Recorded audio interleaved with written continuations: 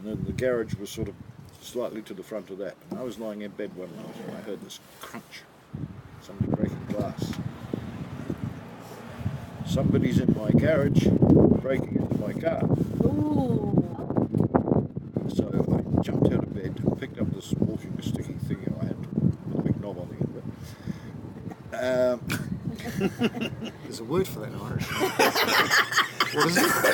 Cobbler. Shillelagh, Shirley. or the Africans call it something else. No. Opened the front door, nicked out, crept along.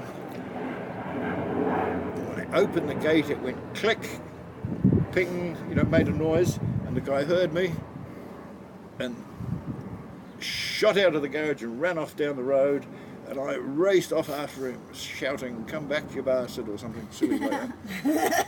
And I chased him for 2 blocks, and he jumped over somebody's fence and disappeared, and I suddenly stopped and I looked down and I realised I was totally naked. No clothes. Oh, that's funny. And I walked home very nervous. And I phoned the police. Yeah. And they came around and we were sitting there talking about it, and one of the policemen suddenly said, "That little car, that little Mini sitting over the road just up the way a little bit, is that usually there?" And I said, "No." And they went over to it, and the burglar's friend was sitting in it, slumped Cowering, down yeah. under the window so you couldn't see him. So they got hold of him and they went off. And he'd stayed there that whole time. Yeah, he just sat there and watched the whole thing. And You naked too, running after them. Yes. Accidentally, yes. Maybe that's why he stuck Yeah, I around. love that. I love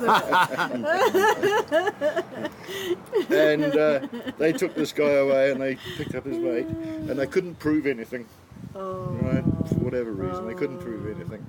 But while they were away, I thought, I'll stop this.